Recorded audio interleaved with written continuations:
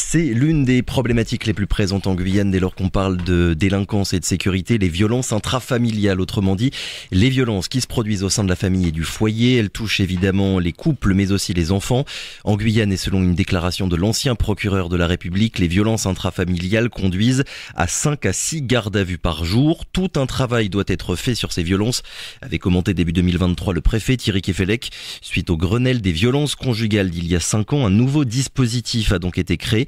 C'est ce qu'on appelle les MPF, Maisons de protection des familles. Son objectif, renforcer l'engagement de la gendarmerie dans le suivi et l'accompagnement des victimes, mais aussi mener des actions de sensibilisation, notamment en milieu scolaire. En Guyane, la MPF est implantée sur 3 secteurs, Cayenne, Kourou et Saint-Laurent. Pour en parler, Lucie Charpentier, notre invitée ce matin, bonjour. Bonjour à vous. Et merci d'avoir accepté notre invitation, Lucie Charpentier. Vous êtes gendarme donc et vous commandez le détachement de la maison de protection des familles de Saint-Laurent. On va déjà un petit peu cadrer les choses, j'ai envie de dire. Votre domaine, vos domaines d'intervention, parce qu'il y en a plusieurs, Lucie Charpentier, c'est quoi? Je pense aux personnes là qui entendent parler ce matin pour la première fois des MPF. Comment est-ce que vous avez l'habitude de présenter finalement vos actions? Très bien, merci tout d'abord de me laisser la parole et puis merci de venir aujourd'hui vous voir. Donc les maisons de protection de la famille sont des unités un peu atypiques de la gendarmerie dans le sens où nous faisons énormément de sensibilisation, de prévention. Donc prévention auprès d'un public dit vulnérable. Donc ça comprend les jeunes, mais ça comprend, comme vous l'avez bien dit, donc toutes les victimes de violences intrafamiliales. Donc pour ce faire, nous intervenons en milieu scolaire. Donc nous avons une convention avec l'Éducation nationale. Donc milieu scolaire, c'est école primaire, c'est les collèges et également les lycées. Sur toutes les problématiques locales que peuvent rencontrer d'ailleurs les jeunes. Donc thématique qui peut être le harcèlement, cyberharcèlement, les différentes violences, violences physiques, violences verbales, violences sexuelles, violences intrafamiliales. Nous parlons également des violences sexistes et sexuelles. Ensuite, nous parlons également d'Internet et des réseaux sociaux, donc, parce que c'est aussi une grosse problématique. Ouais. Et tout ce qui est lié aux drogues, conduite addictive, avec substance, sans substance, parce que je pense notamment à tout ce qui est écran. Donc voilà un peu notre domaine. Donc nous essayons de répondre à toutes ces problématiques et nous nous adaptons finalement à ce qui nous est demandé, notamment sur le territoire. Ouais, vous me disiez juste avant d'entrer en studio que finalement votre but c'était d'aller là où il y a un public qui est vulnérable. Complètement. Donc c'est pour ça que donc on travaille au profit de l'Éducation nationale, mais pas uniquement. Donc on intervient aussi en dehors du milieu scolaire, donc par exemple auprès d'associations pour venir toucher le jeune là où il ne serait pas. Donc notamment dans les centres de vacances et de loisirs. On peut également aussi aller les voir dans les quartiers. Donc il existe des quartiers informels, donc on essaye de travailler avec des médiateurs, avec des associations pour aller rencontrer ces jeunes et leurs familles. J'insiste bien, les jeunes et leurs familles. Voilà, on va vraiment là où on peut avoir le jeune. Donc, ça nous arrive aussi de faire des grandes journées à thématiques au profit, par exemple, d'associations ou au profit de mairies. Donc, vraiment pour faire entendre un petit peu ces problématiques et puis pour avoir une réponse, parce que souvent, c'est par manque d'informations, des fois qu'on peut commettre des choses. Pour qu'on visualise bien concrètement, est-ce que vous avez vos propres locaux, vos propres personnels? Par exemple, vous ne faites que ça, travailler pour la MPF de Saint-Laurent? Voilà, tout à fait. Donc on a nos locaux, donc trois entités, mais on forme une seule et unique maison de protection des familles donc de Guyane. Nous avons 3 personnels qui œuvrent donc au sein de la MPF sur Cayenne, un personnel sur Kourou et nous sommes 3 personnels donc sur Saint-Laurent-du-Maroni. On a beaucoup parlé là depuis tout à l'heure de violence intrafamiliale, c'est une expression qu'on utilise de plus en plus. Ça veut dire quoi? C'est quel genre de situation? Concrètement, vous, quand vous êtes amené à devoir gérer des violences intrafamiliales, ça se traduit comment? Alors les violences intrafamiliales, ce sont des violences donc, qui ont un impact sur l'ensemble de la famille. Donc souvent, on a trop tendance à réduire aux violences dites conjugales, même si ça représente énormément des violences intrafamiliales. Ouais. Néanmoins, il ne faut pas oublier que dans les violences intrafamiliales, comme vous l'avez justement dit tout à l'heure, il y a les enfants. Et les enfants sont des victimes de ces violences et non pas des témoins. Donc ça, c'est très important. Donc le but, c'est vraiment de protéger toutes ces familles et de montrer qu'il existe des solutions donc, pour combattre ces violences. Voilà. On ne résout rien par la violence et le but c'est de montrer donc à toutes ces personnes qu'elles peuvent déposer plainte et qu'elles doivent déposer plainte, qu'on est là vraiment pour les écouter, pour les accueillir, qu'il ne faut pas qu'elles aient peur donc de franchir les portes de la gendarmerie et que les gendarmes sont formés d'ailleurs à ce titre à ces violences intrafamiliales et donc font preuve de beaucoup de bienveillance vis-à-vis de la population. Justement là-dessus, sur la formation, je me souviens qu'il y a encore quelques années, ce qui revenait beaucoup, ce qui remontait comme information dès qu'on parlait de violences conjugales ou de violences intrafamiliales, c'était le manque de formation justement des policiers et des gendarmes pour accueillir, on va dire, toutes ces victimes de manière générale. Est-ce que vous constatez, on va dire, un changement aussi dans la manière de faire et dans la formation aussi des personnels ? Alors, en effet, nous constatons un véritable changement et alors nous le constatons parce que c'est directement la population qui nous le dit et les associations. Donc ça, c'est très important. Il faut savoir que maintenant, tout gendarme qui intègre la gendarmerie, donc des élèves gendarmes, sont directement formés aux violences intrafamiliales durant leur cursus, donc de formation initiale. Durant la formation continue des gendarmes, il y a aussi des items qui sont dédiés donc à ce sujet-là sur les violences intrafamiliales. Nous, Maison de protection des familles, nous sommes vraiment là pour appuyer aussi les unités. Donc s'il y a des auditions de victimes de violences intrafamiliales, nous pouvons y répondre. D'accord. Nous sommes vraiment un appui en plus de ça. Donc nous formons également tous les mobiles qui arrivent sur le secteur de Guyane, donc sur cette thématique qui est prégnante. Voilà. Pour qu'on se rende compte en quoi c'est important justement que vous soyez formés précisément à ce genre de situation. Alors, être formé, ça permet de mieux accueillir la personne, d'écouter vraiment, de libérer la parole et de montrer que peu importe le parcours de vie, on est vraiment là, il n'y a pas de jugement. C'est vraiment, notre but, c'est vraiment de protéger la population et de faire en sorte que la personne qui dépasse finalement, qui vient nous voir en gendarmerie, elle puisse avoir vraiment un accueil et un accompagnement vraiment global. Ça, c'est pas n'importe comment. Il faut être au courant finalement de tous les process aussi psychologiques, parfois des victimes qui viennent vous voir. Oui. Tout l'aspect psychologique, l'aspect pénal aussi, donc, et aussi connaître les associations, on travaille également avec les intervenantes sociales gendarmerie, donc qui assurent aussi la continuité de ces problématiques-là, donc tout l'accompagnement. Donc en effet, c'est pas un sujet qu'on prend à la légère et bien au contraire, on œuvre véritablement pour essayer d'endiguer ce phénomène. D'autant que, et on va quand même rappeler que le commissariat de police ou la gendarmerie, ce sont quand même les lieux des premiers pas des victimes. Bien souvent, c'est vous avant tous les autres. Je pense aux travailleurs sociaux, aux associations ou même aux médecins. C'est vous qui êtes amenés à accueillir en premier la parole des victimes qui font l'effort, on va dire, de se déplacer pour témoigner en fait de leur situation. Complètement, donc d'autant plus que souvent on peut les voir aussi à la brigade, mais on les voit aussi lors d'interventions. C'est-à-dire qu'une équipe est appelée sur le terrain et donc malheureusement, comme vous l'avez dit, c'est bien souvent pour des faits de violence intrafamiliale. Donc on est véritablement au cœur du sujet et donc dès notre intervention, on n'hésite pas à dire à ces personnes-là de venir déposer plainte et que la gendarmerie est là pour les écouter, pour prendre leur plainte, mais aussi pour les accompagner.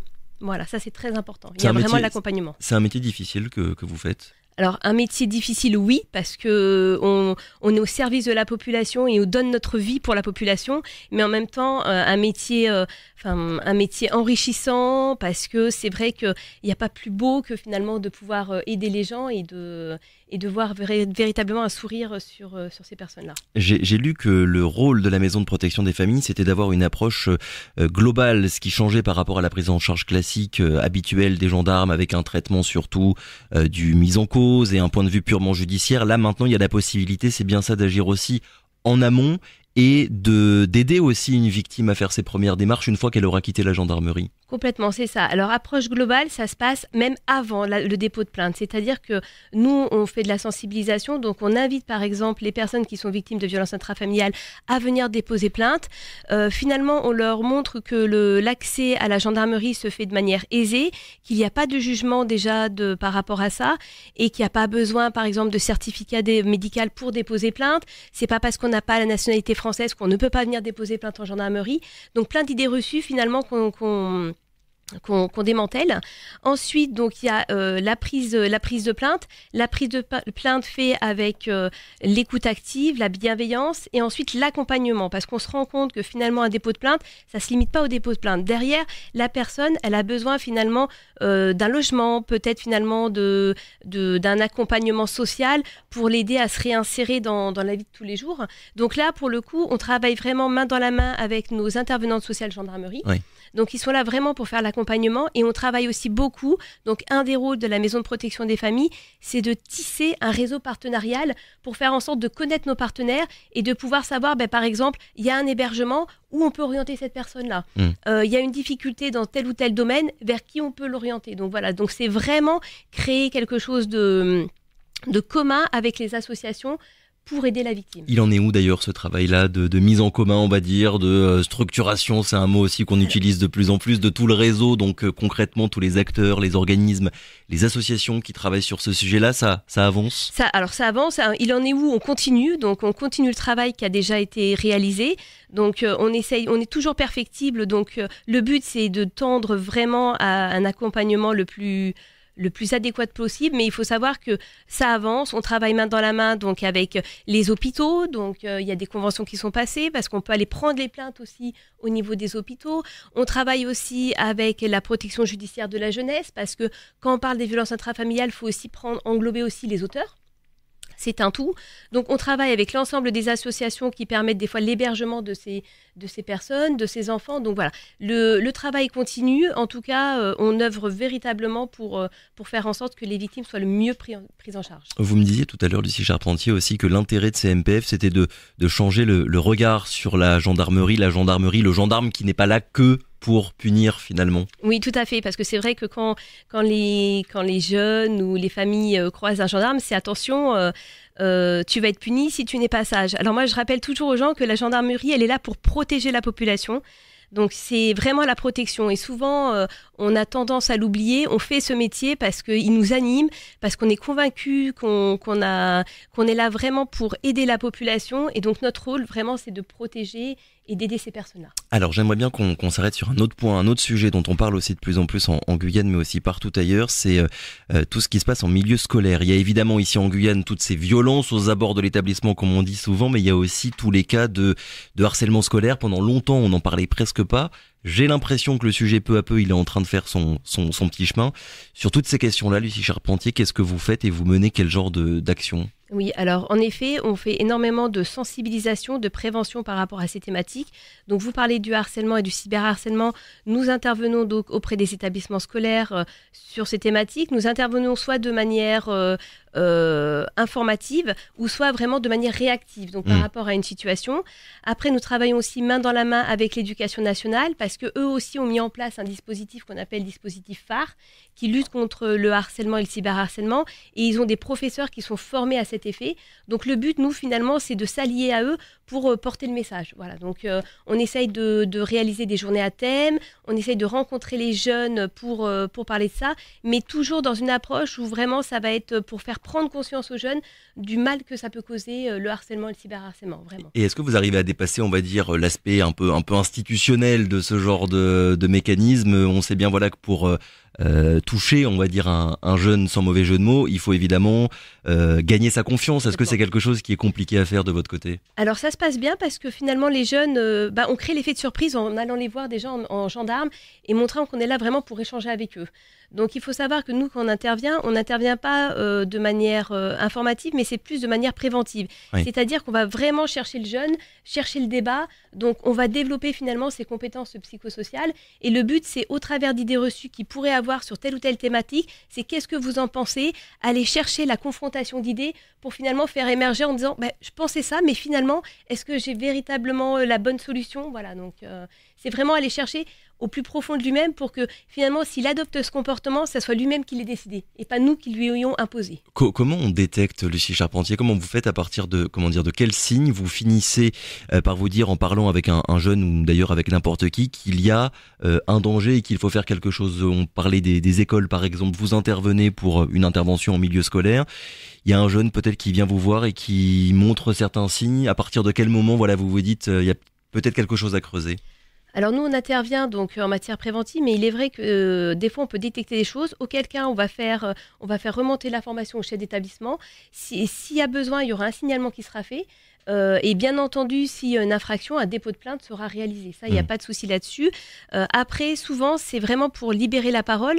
Donc, on se rend compte que le jeune, ça fait émerger une idée. Finalement, on plante une graine et cette graine, elle va pousser et devenir une bonne plante. Et l'avantage, c'est que le jeune prend conscience que peut-être qu'il y a des choses qui se jouent Et il n'avait pas connaissance de ces choses-là. Et c'est souvent pour ça aussi qu'on a davantage de plaintes, parce que la personne ne se rendait pas compte que c'était une infraction. Oui.